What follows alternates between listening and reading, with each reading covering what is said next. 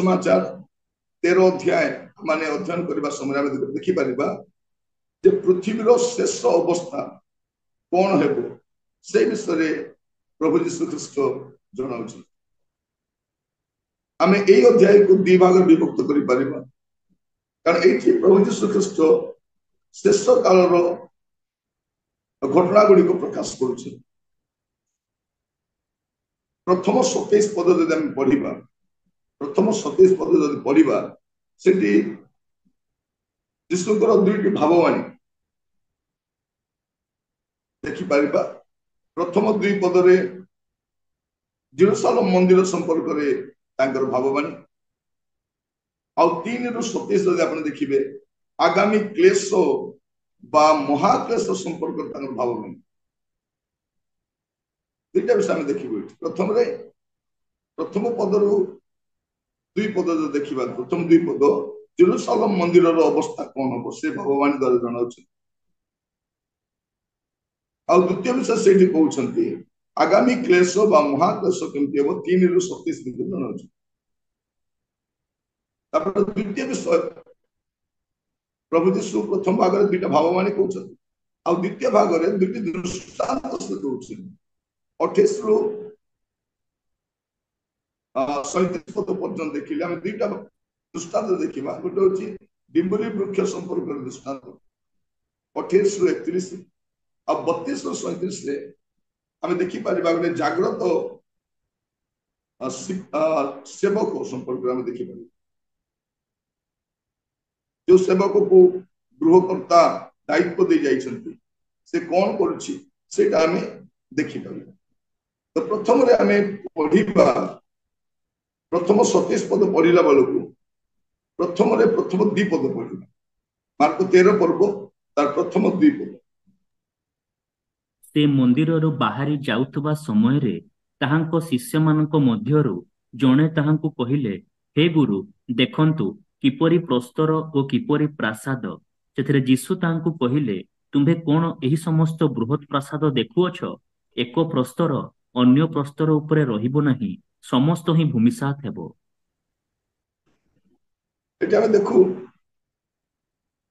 जे प्रभु यीशु ख्रीष्ट मंदिर रु बाहरी जाउछि से बाहरी जाउछन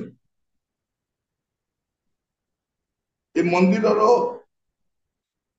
परिस्थिति केमिति हमें जानू गत अध्याय गुड़ा पढ़ीछु। प्रभु यीशु ख्रीष्ट मंदिर रु बाहरी गले आ बाहरी गला परठारु आज पर्यंत से मंदिर रे प्रवेश करना। प्रभु यीशु ख्रीष्ट मंदिर रु बाहरी गले आउ जदि आज भी देखिबा आज भी से मंदिर रे नहा शेष अवस्था जो देखिबा आज भी से नहा बाहरी गले से बाहरी गला पर कौन हम भूमिसात हम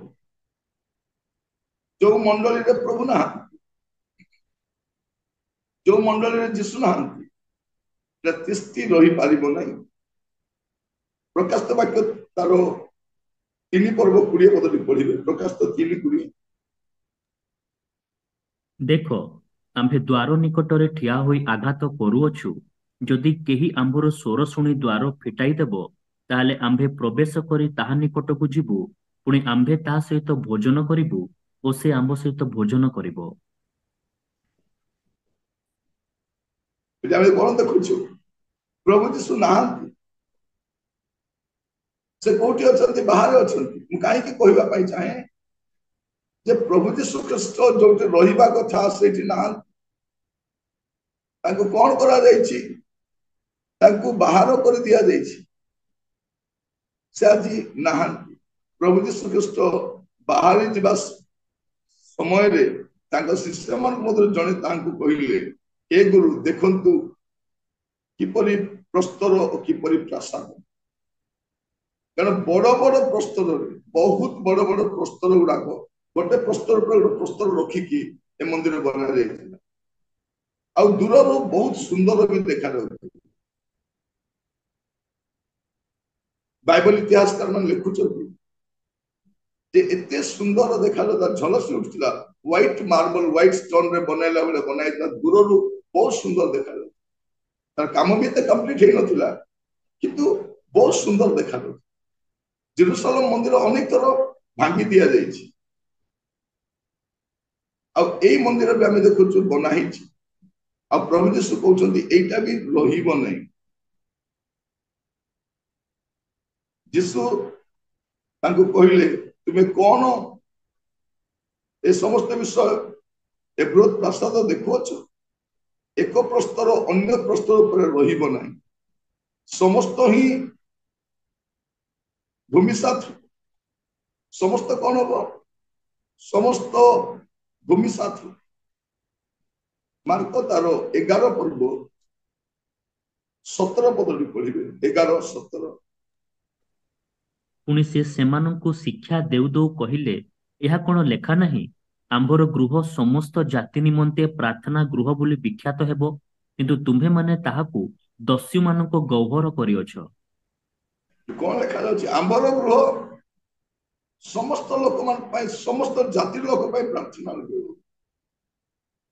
किंतु तुमे माने कौन करछ दस्यु मान को गहर करछ सेठी व्यवसाय चली वाणिज्य चली ख्रिस्टियन नेतृवर्ग मानकर कौन चली आधिपत्य चली आ जीशु को पचार तुमे को अधिकार करूछ एटा तुमको किए अधिकार देला जार जानकर घर तांको घरे पसी तांको दादागिरी तुमे एटा कौन करूछ प्रभु यीशु कहले जदि एटा प्रार्थना घर होबो नै एटा दस्यु मानकर आड्डा हे कि रहिबो एटा गोटे प्रस्तर आ गोटे प्रस्तर पर रहिबो नाही समस्त ही कोन हबो भविष्यत जेरूशलेम मंदिर भांगिबो किंतु प्रभुंकर मंदिर भांगिबो नै कारण प्रभु कोट रहंती नै से प्रस्तर निर्मित गृह रे रहंती आज लोक मान बुझी नांती ईश्वर कोट रहंती ईश्वर मंदिर रे रहंती कि ईश्वर मस्जिद रे रहंती कि ईश्वर चर्च रे रहंती कि जानि ना एबे गोटे बनाइले गत 22 से उद्घाटन कले ईश्वर अछंती मूर्ति अछि से गोटे आकृति गोटे प्रतिमा बनाए रखिले कहला आस देखिबो कोन देखिबो केते वर्णना केमती झलसी उठुचंती केमती देखा जाउचंती केते सुंदर मूर्ति केते कोलिया चेहरा केते कोन कहउचंती कथा होउचंती के चलाबला होउचंती देखुचंती प्राण अछि ईश्वर कौन अटंती ईश्वर आत्मा अटंती स्वर्ग जार सिंहासन पृथ्वी जहां पादपीठ गोटे जगह रखा जाए आकृति से देखु प्रभु कहते गोटे प्रस्तर आउ गोटे प्रस्तर नाई कौन हम समस्त ही भूमिसात हम माथ्यू तार 16 पर्व 18 पद पढ़े माथ्यू तार 16-18 ଆଉ ମୁଁ ମଧ୍ୟ ତୁମ୍ଭକୁ କହୁଅଛି ତୁମ୍ଭେ ପିତର ପୁଣି ଏହି ପଥର ଉପରେ ମୁଁ ଆପଣା ମଣ୍ଡଳୀ ତୋଳିବି ଆଉ ନରକର ବଳ ତାହାକୁ ପରାଜୟ କରିବ ନାହିଁ। प्रभु यीशु कहते मु अपना मंडली तोलिबी एबे मंदिर कौन हो गला मंडली हो गला पुरातन नियम शब्द मंदिर थी कि नूतन नियम कौन कह मंडली मंडली तोलिबी आ कौन करि नाही नरकर बल ताहाकु परास्त करि परिबनी नरकर बल ताहाकु पराजय करि परिबनी केते बड़ विषय देखो एपड़े यीशु कहउछंती गोटे प्रस्तर आ गोटे प्रस्तर पर रहिबो नै समस्त ही भूमि साथ हे जीवो समस्त धूली साथ हे जीवो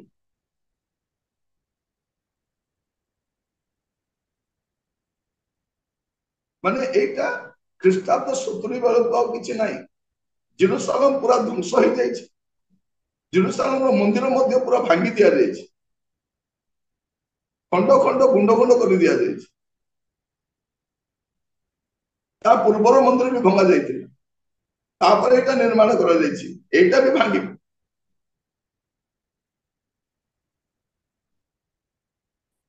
पर कहिबार उद्देश्य समस्त भूमिसात हो किंतु ख्रीष्टकर मंडली भूमिसात हो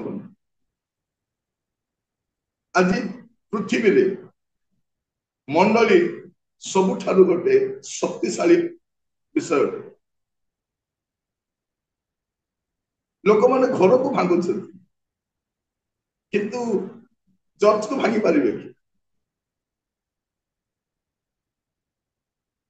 आज आम ए अंश बुझुचु जब आम पढ़ा सीधा सड़क भाव में 3 पदरु आम 27 पद पर्यंत पढ़ा 3 रु 27 आम पढ़ी पढ़ी जा ପରେ ସେ ଜିତ ପର୍ବତ ଉପରେ ମନ୍ଦିର ସମ୍ମୁଖରେ ବସନ୍ତେ ପିତର ଜାକୁବ ଯୋହନ ଓ ଆନ୍ଦ୍ରିୟ ତାହାଙ୍କୁ ଗୋପନରେ ପଚାରିବାକୁ ଲାଗିଲେ ଏସବୁ କେବେ ଘଟିବ ପୁଣି ଯେଉଁ ସମୟରେ ଏହି ସବୁ ସଫଳ ହେବା ସନ୍ନିକଟ ହେବ ସେ ସମୟର ଲକ୍ଷଣ କଣ ତାହା ଆମମାନଙ୍କୁ କହନ୍ତୁ। ସେଥିରେ ଯୀଶୁ ସେମାନଙ୍କୁ କହିବାକୁ ଲାଗିଲେ ସାବଧାନ କେହି ଯେପରି ତୁମମାନଙ୍କୁ ଭ୍ରାନ୍ତ ନ କରେ ଅନେକେ ମୋ ନାମରେ ଆସି ମୁଁ ସେ ବୋଲି କହି ଅନେକଙ୍କୁ ଭ୍ରାନ୍ତ କରିବେ ମାତ୍ର ତୁମ୍ଭେମାନେ ଯେତେବେଳେ ଯୁଦ୍ଧର ବିଷୟ ଓ ସଂଗ୍ରାମର ଜନରବ ଶୁଣିବ ସେତେବେଳେ ବ୍ୟାକୁଳ ହୁଅ ନାହିଁ ଏହି ସମସ୍ତ ଅବଶ୍ୟ ଘଟିବ କିନ୍ତୁ ସେହି କାଳ ସୁଦ୍ଧା ଯୁଗାନ୍ତ ନୁହେଁ କାରଣ ଜାତି ବିପକ୍ଷରେ ଜାତି ଓ ରାଜ୍ୟ ବିପକ୍ଷରେ ରାଜ୍ୟ ଉଠିବ ପୁଣି ସ୍ଥାନେ ସ୍ଥାନେ ଭୂମିକମ୍ପ ହେବ ଓ ଦୁର୍ଭିକ୍ଷ ପଡ଼ିବ ଏହି ସମସ୍ତ ପ୍ରସବ ବେଦନାର ଆରମ୍ଭ ମାତ୍ର କିନ୍ତୁ ତୁମ୍ଭେମାନେ ଆପଣା ଆପଣା ବିଷୟରେ ସାବଧାନ ହୋଇଥାଅ ଲୋକେ ତୁମମାନଙ୍କୁ ବିଚାର ସଭା ମାନଙ୍କରେ ସମର୍ପଣ କରିବେ ଆଉ ତୁମ୍ଭେମାନେ ସମାଜ ଗୃହ ଗୁଡ଼ିକରେ ପ୍ରହାରିତ ହେବ ଏବଂ ମୋ ସକାଶେ ଶାସନକର୍ତ୍ତା ଓ ରାଜାମାନଙ୍କ ଛାମୁରେ ସେମାନଙ୍କ ପ୍ରତି ସାକ୍ଷ୍ୟ ଦେବା ନିମନ୍ତେ ଠିଆ କରାଯିବ ପୁଣି ସମସ୍ତ ଜାତି ନିକଟରେ ସୁସମାଚାର ପ୍ରଥମରେ ଅବଶ୍ୟ ଘୋଷଣା କରାଯିବ ଏଣୁ ଯେତେବେଳେ ଲୋକେ ତୁମମାନଙ୍କୁ ଘେନି ଯାଇ ସମର୍ପଣ କରିବେ ସେତେବେଳେ ତୁମେମାନେ କଣ କହିବ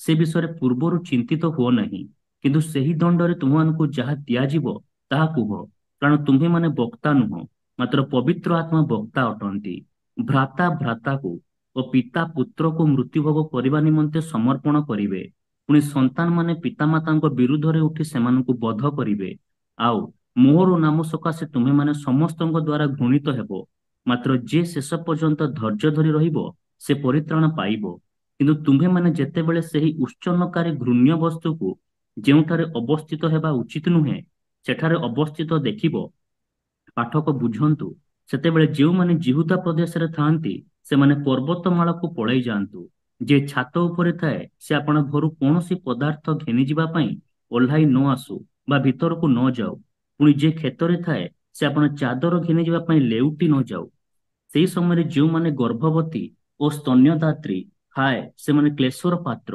କିନ୍ତୁ ଏହା ଯେପରି ଶୀତ କାଳରେ ନ ଘଟେ ଏଥିପାଇଁ ପ୍ରାର୍ଥନା କର କାରଣ ସେହି କାଳରେ ଏପରି କ୍ଲେଶ ଘଟିବ ଯେ ଈଶ୍ୱରଙ୍କ କୃତ ସୃଷ୍ଟି ଆରମ୍ଭରୁ ଆଜି ପର୍ଯ୍ୟନ୍ତ ସେପରି ଘଟି ନାହିଁ ପୁଣି କେବେ ହେଁ ଘଟିବ ନାହିଁ ଆଉ ପ୍ରଭୁ ସେହି ସମୟ ଯେବେ ଉଣା କରି ନଥାନ୍ତେ ତେବେ କୌଣସି ମର୍ତ୍ତ୍ୟ ପରିତ୍ରାଣ ପାଆନ୍ତା ନାହିଁ ମାତ୍ର ସେ ଯେଉଁମାନଙ୍କୁ ମନୋନୀତ କରିଅଛନ୍ତି ସେହି ମନୋନୀତ ଲୋକଙ୍କ ନିମନ୍ତେ ଉକ୍ତ ସମୟ ଉଣା କରିଅଛନ୍ତି ସେତେବେଳେ ଦେଖ ଖ୍ରୀଷ୍ଟ ଏଠାରେ କିମ୍ବା ଦେଖ ସେଠାରେ କେହି ଯେବେ ତୁମମାନଙ୍କୁ ଏପରି କହିବ ତେବେ ତାହା ବିଶ୍ୱାସ କର ନାହିଁ ଭଣ୍ଡ ଖ୍ରୀଷ୍ଟମାନେ ଓ ଭଣ୍ଡ ଭାବବାଦୀ ମାନେ ଉଠି ଏପରି ଚିହ୍ନ ଓ ଅଦ୍ଭୁତ କର୍ମମାନ ଦେଖାଇବେ ଯେ ଯଦି ସମ୍ଭବ ହୁଏ ତେବେ ମନୋନୀତ ଲୋକଙ୍କୁ ଭ୍ରାନ୍ତ କରିବେ କିନ୍ତୁ ତୁମେମାନେ ସାବଧାନ ହୋଇଥାଅ ମୁଁ ପୂର୍ବରୁ ତୁମମାନଙ୍କୁ ସମସ୍ତ ବିଷୟ ଜଣାଇଲି ମାତ୍ର ସେହି ସମୟରେ ସେହି କ୍ଲେଶ ଉତ୍ତାରେ ସୂର୍ଯ୍ୟ ଅନ୍ଧକାରମୟ ହେବ ଓ ଚନ୍ଦ୍ର ଆଲୋକ ଦେବ ନାହିଁ ପୁଣି ନକ୍ଷତ୍ରମାଳା ଆକାଶରୁ ସ୍ଖଳିତ ହେବାକୁ ଲାଗିବେ ଓ ଆକାଶ ମଣ୍ଡଳସ୍ଥ ଶକ୍ତି ସମୂହ ବିଚଳିତ ହେବେ ସେତେବେଳେ ଲୋକେ ମନୁଷ୍ୟ ପୁତ୍ରଙ୍କୁ ମହାପରାକ୍ରମ ଓ ମହାମହିମା ସହ ମେଘମାଳରେ ଆଗମନ କରିବା ଦେଖିବେ ସେ ସମୟରେ ସେ ଦୂତମାନଙ୍କୁ ପ୍ରେରଣ କରି ପୃଥିବୀର ଶେଷ ସୀମାରୁ ଆକାଶର ଶେଷ ସୀମା ପର୍ଯ୍ୟନ୍ତ ଚତୁର୍ଦିଗରୁ ଆପଣା ମନୋନୀତ ଲୋକମାନଙ୍କୁ ଏକତ୍ର କରିବେ। ଏଠି ଆମେ ଦେଖୁଛୁ ପ୍ରଭୁ ଯୀଶୁ ଖ୍ରୀଷ୍ଟ ପ୍ରଥମରେ ମନ୍ଦିରର ସମ୍ପର୍କରେ ଭାବବାଣୀ କହିଲେ ଯେ ମନ୍ଦିର ଗୋଟିଏ ପଥର ଆଉ ଗୋଟିଏ ପଥର ଉପରେ ରହିବ ନାହିଁ ତା ଧୂଳି ସାଥ ତାପରେ ସେ କଣ କହୁଛନ୍ତି ଆଗାମୀ କ୍ଲେଶ ବିଷୟରେ ମଧ୍ୟ କହୁଛୁ ଆମେ 3 ପଦରେ ଦେଖୁଛୁ ପରେ ସେ ଜିତ ପର୍ବତ ଉପରେ मंदिर सम्मुख बसंते पितर जाकुब जोहन और आंद्रिय प्रभु सब क्या नहीं जाते पितर जाकुब जोहन ही जाते ये आप देखिए आंद्रिय आंद्रिय आप बाइबल रे देखिए आंद्रिय काम कौन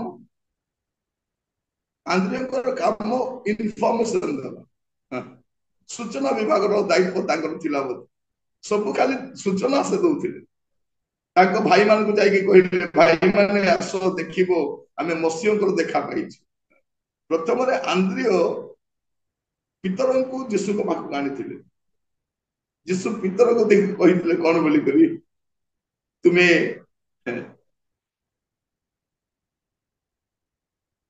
सिमोन तुम्हें पितर नाम रे ख्यात हो माने तुम्हें दुर्बल तुमको मु पत्थर पर सबल करी तुमको शक्त करी एटा प्रभु कही विषय आउ आम देखु जो प्रभु जीशु कहले एमान को खाइबा पई दियो से समय आंद्रिय ही आसिक कहते बालक अच्छी पाखे 5टी माछ अच्छी से खाली डाटा कलेक्शन कर आड़िक दौरान किसी जिहुदी माने जीशु को साक्षात कर आसुचंती सी जाए जीशु को कहते गुरु किसी लोग आपको देखा आसी तो काम बाइबल देखिए शिष्य मान बहुत कम कम विषय लिखाई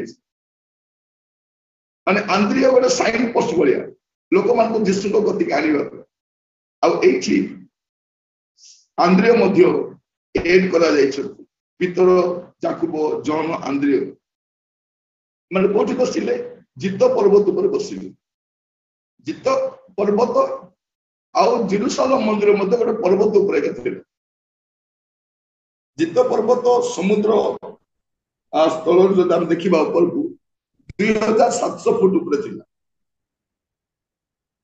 आउ जेरुसलेम मंदिर मध्य से पाखापाखि थिला 100 फुट तले ऊपर थिला प्रभु ऊपर बसिकी तलक अनेक देखुछ देखला बेलू जेरुसलेम मंदिर अच्छी तो शिष्य माने पचार प्रभु ये सब केबे घटी पुणी जो समय समस्त सफल सन्निकट हम से समय लक्षण को यहाँ केबे घटब आर लक्षण दुईटा विषय गोटे विषय कौन यहीटा मंदिर प्रति केबे घटब आर परवर्ती लक्षण कौन दुईटा विषय भिन्न भिन्न भाव में पचार आमको कहतु जीशु से कहवाक लगे सावधान कई तुम भ्रांत नहीं माने शिष्य माने हेले मध्य भ्रांत होबार संभावना अच्छी जने जदि शिष्य हेले भी से भ्रांति रे पड़ी पारे प्रभु कहते तुम्हें सावधान जेपरि भ्रांत रे न पड़ो अनेक मो नाम रे आसी मु से बोली अनेक को भ्रांत करिवे मात्र तुम्हें माने जेबे युद्ध विषय और संग्राम जनरब शुणव प्रति पीढ़ी रे आप देखिए युद्ध गोटे संग्राम गोटे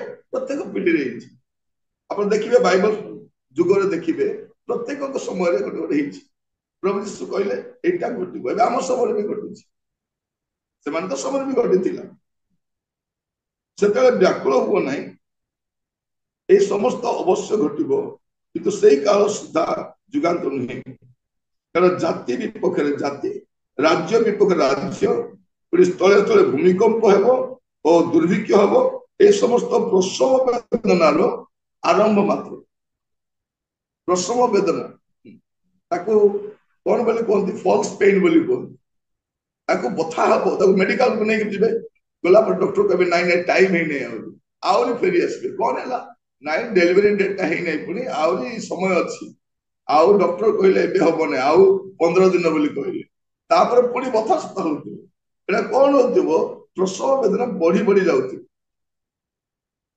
प्रसव वेदना कौन हुए आगे पुरुष माने जानी न स्त्री माने जानी आ प्रभु ये कौन बोली कहते जो ये घटना जो घटुची एटा प्रसव वेदना आरंभ माने आग को आहरी परिस्थिति खराब हो आम ख्रीस्टान माने आम समय देखीचु जे पृथ्वी अवस्था केमती बदली बदली जाउची केमती परिस्थिति खराब हो जाउची आप चिंता कर देखो आगामी समय आउरी कौन हम किसी सुरक्षित नहीं। प्रभु जीशु कृष्ण आगमन पाखे पाखे आसला बेलू आप परिस्थिति आउरी भयंकर देखु आउरी अति उग्र रूप हो। यीशु कहले एटा शेष नुह प्रसव वेदनार आरंभ मात्र। प्रसव वेदना पर कौन हुए संतान प्रसव हुए। प्रभु जीशु कहते प्रसव वेदना पर नुआ जुग आरंभ हो। ए जगत विनष्ट है गोटे नुआ जुग आरंभ हो।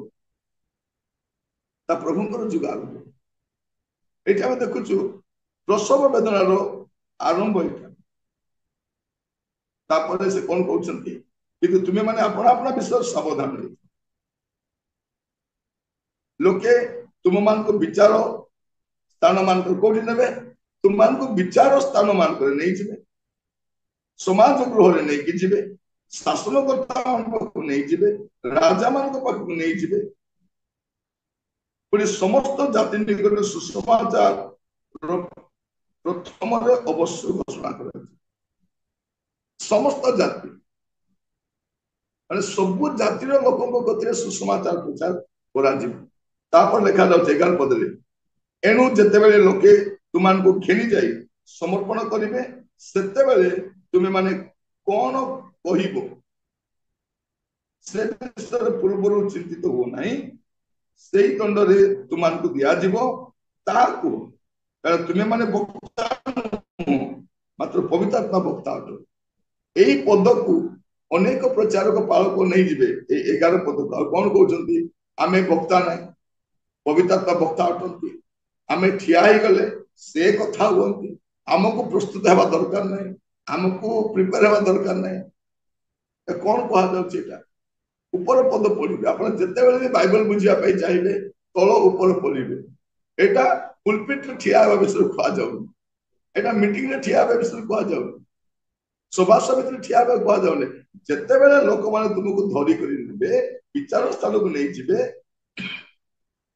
समाज गृह को नहीं जी शासनकर्ता पाक नहीं जी राजा मान नहीं जी तुमको कोर्ट कचेरी को नहीं जी थाना को नहीं जी तुम विरुद्ध अभियोग चलेबे से समय कौन कर तुम्हें कौन कह जान तुमको धरिकी नहीं जाने तुम्हें जान कौन पचारे तुम्हें जान कौन कह स्थान में पवित्र आत्मा तुमको साहाय्य करेंगे कौन कह तुम्हें चिंता करने दरकार नहीं से किंतु लोक मान देखिए बाइबल को अंश खोलीदे आ प्रार्थना कर प्रभु मु तो वक्ता नहीं पवित्र आत्मा वक्ता आपण ही कथा कहतु बोली स्टार्ट करेंगे से प्रिय भाई भौणी माने मुझे मान को कहवाई चाहे से लिखा जाए तेणु आपण मैंने जेबे गोटे कटेज प्रेयर भी वाक्य दिंतु चर्च रे छोट वाक्य दिंतु तो सभा समिति वाक्य दिंतु आप प्रिपेयर होगी जाए मुझे सब बेले कहे फुल फिट ना फुल फिट को जानते full fit out full fit को केतला जी फुल फिट हेले आजिकल आम देखु आमर ड्रेस पटा आम जब सजाऊ आम मेसेज आम से सजाऊ मेचे लुगापटा नहीं जाऊँ नोट्स भी गोटे नहीं जाऊँ थे मुझे जन को पचारि मीटिंग कौन देखा जाइल आज्ञा से आज्ञा ड्रेस देखा प्रति थर गोटे नुआ ड्रेस कलर ड्रेस पिंधिक आसते पूरा हीरो भाया देखा जाए पाखर देखिए तो आगे टोका लोक जुबा लोकटा तुम्हें कौन देखा जाइल वस्त्र देखा प्रभु जी पचारे प्रांत कौन जाइल तुम्हें जड़े उत्तम वस्त्र पिंधुवा लोक को देखा जाइए आपण को कहवाई चाहे आप जो प्रचार करने कटेज भी होना कहीं प्रस्तुत हे प्रार्थना करेंगे कहे प्रभु आपण कथा हूँ पवित्र आत्मा कथा हमें कि जो उद्देश्य कहुच्छे पुलपिट रे सभा समिति मंडली एक अंश दि जाऊ ना आपण को नि टाइम आसो आपण को धरवे हठात आप चलो थाना बाबू डाकुं हठात से मीटिंग डाकिने हठात को डाकिने किसी व्यस्त ना चलो ସେଇଠି ଆପଣ ଯୋଉ ଜବାବ ଦେବେ ସମସ୍ତଙ୍କ ପାଟି ବନ୍ଦ ହେଇଯିବ। ପିତରଙ୍କୁ ଦେଖନ୍ତୁ, ଯୋଉ ପିତର ଡରିକି ପଳେଇଥିଲେ ସେ ପବିତ୍ରାତ୍ମା ପ୍ରାପ୍ତ ହେଲା ପରେ କଣ କରୁଛନ୍ତି, ଯୋଉ ଭାବରେ କହୁଛନ୍ତି ଲୋକ ଛାନିଆ ହେଇଯାଉଛନ୍ତି, ଇଏ ତ ଅଜ୍ଞାନ ଲୋକଟା, ଇଏ ଏମିତି କଥା କେମିତି ହଉଛି। ନାଇଁ, ପ୍ରଭୁ ସେମିତିକା କରନ୍ତି। ତ ଏଇଠି ଆମେ ଦେଖୁଛୁ ଯେ ଯେତେବେଳେ ଆପଣଙ୍କୁ ତାଡ଼ନା ଆସେ, ତାପରେ କଣ ଲେଖା ଅଛି, ଭ୍ରାତା ଭ୍ରାତାକୁ ପିତା ପୁତ୍ରକୁ ମୃତ୍ୟୁଭୋଗ କରିବା ନିମନ୍ତେ ସମର୍ପଣ କରିବେ, ସନ୍ତାନ ମାନେ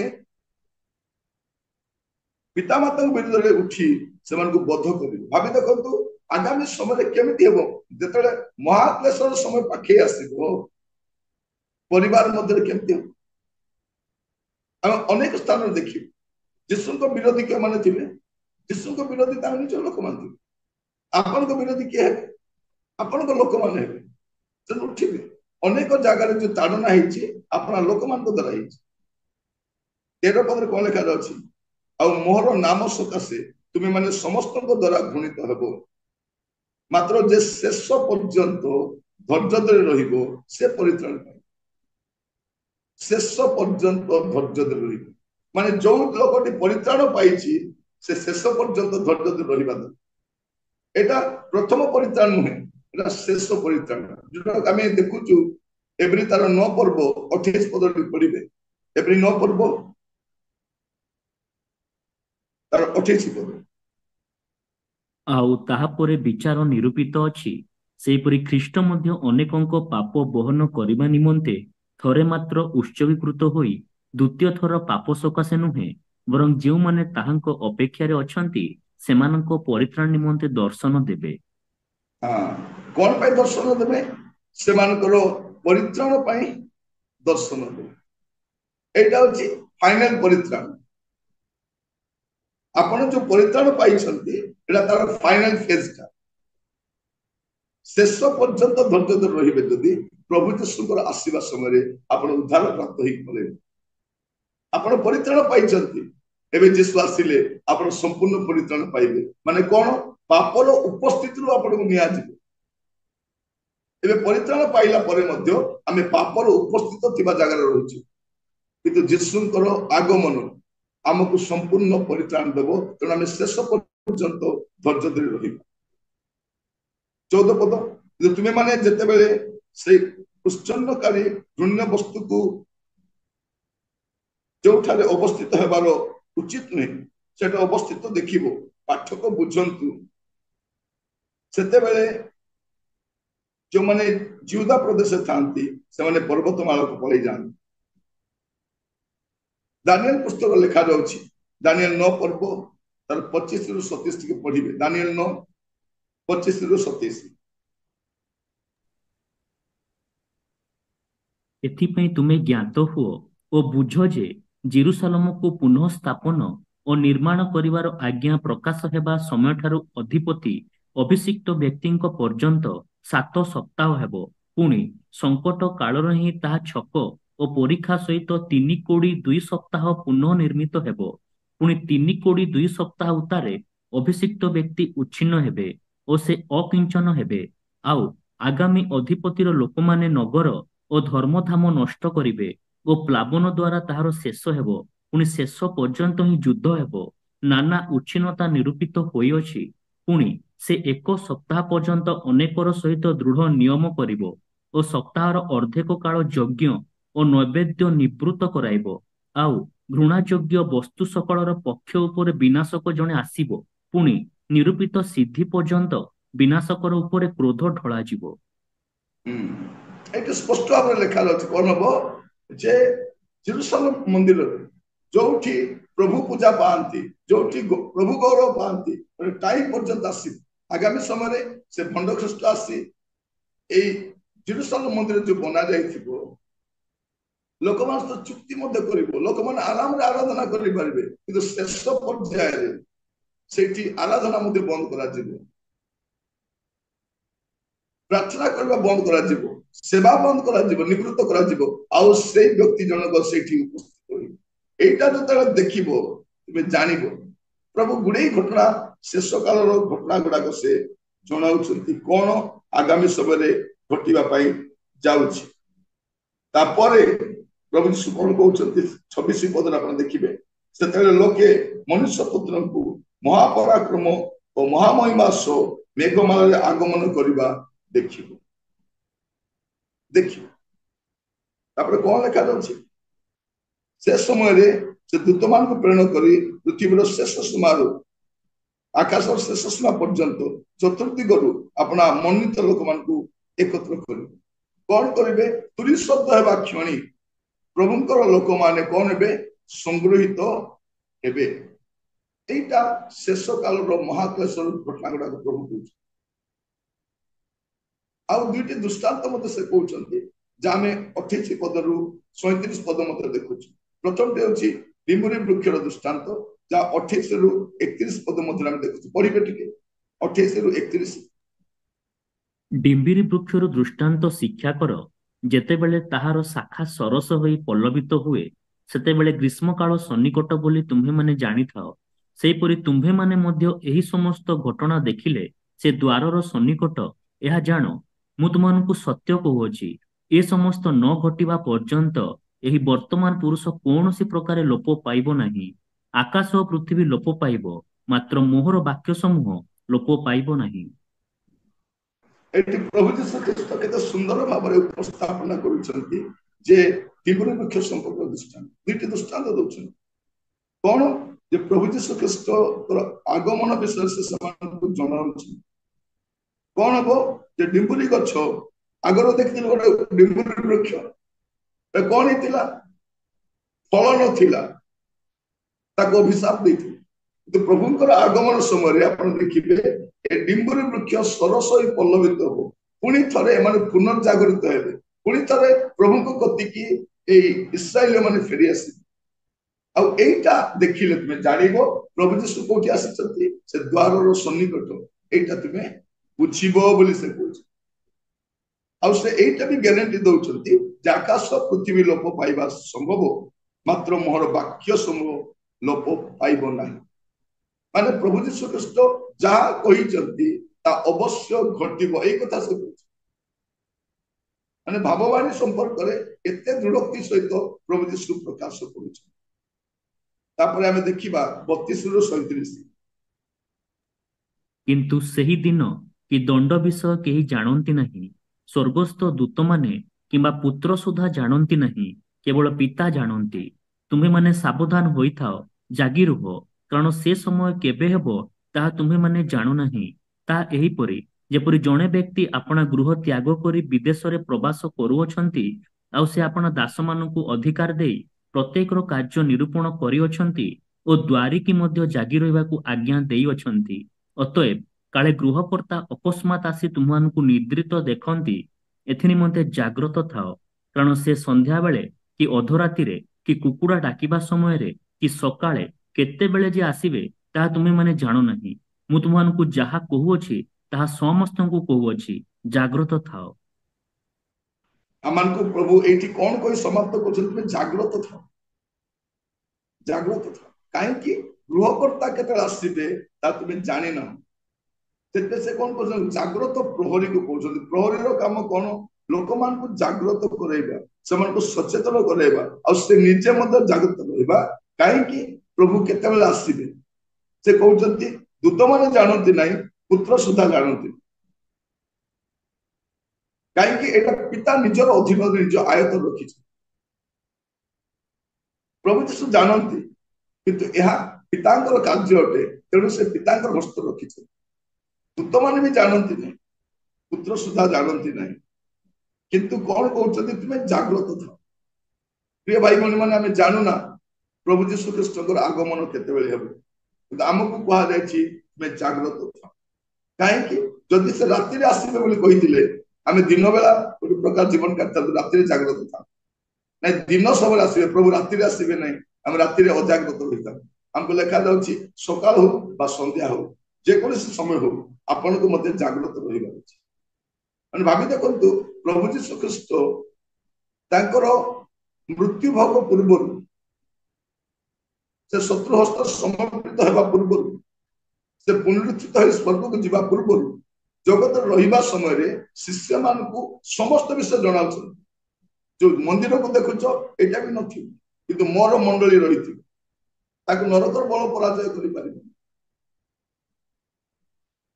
तापर से कोन बुझाउछन से मानकु तुमानकु भी निया जीवो तुमे व्यस्त हेबा दरकार नै पवित्र आत्मा तुमनको सहायता करिबे पवित्र आत्मा कोन करिबे तुमनको सहायता करिबे जेतला पर्यंत पवित्र आत्मा सबको दिया जाय नाहंती सेमानकु पर अवतरण करि नाहंती पेंटिकस्ट दिवस आसी नै ता पूर्व प्रभु कहते आगामी समय एटा तुमको घटिबो जे शेष पर्यंत धैर्य रहिबो से परित्राण पाइबो प्रभु आसीबा समय आपण मत से प्रकार से आसीबा समय हमें फाइनल परित्राण पाई हमें ठुजी प्रभु यीशु महामहिमा सहित आसीबे बिंबरी वृक्ष सरस होई पल्लवित होउछि इस्राएल जाति पुणी थर पुनर्जागृत हो पुणी थर प्रभु को कति फेरी आसीबो आ एठी हमें देखुछि गोटे विषय हमको कहा जाउछि तुमे जागृत था तुमे प्रस्तुत था मोर प्रिय भाई भौणी माने आमे जागृत रहिबा दरकार कारण केउ मुहूर्त रे गृहकर्ता आसीबे आमे जानि ना से अनपेक्षित भाव रे आसीबे तेनु आपनकर मोर दायित्व ख्रीष्टंकर आगमन निमित्ते प्रस्तुत होई रहिबा जागृत होई रहिबा तुरी केतले भी बजा दे पारे से कोन करिवे एक सीमा रो आरो सीमा पर्यंत तांकर मनोनीत लोक मान को संग्रह करिवे मनोनीत बाइबल दुटा शब्द देखुछु गोटे आहुत आ गोटे मनोनीत आपण आहुत रे ना मनोनीत आहुत तो हिचु मनोनीत मधुर रहिबा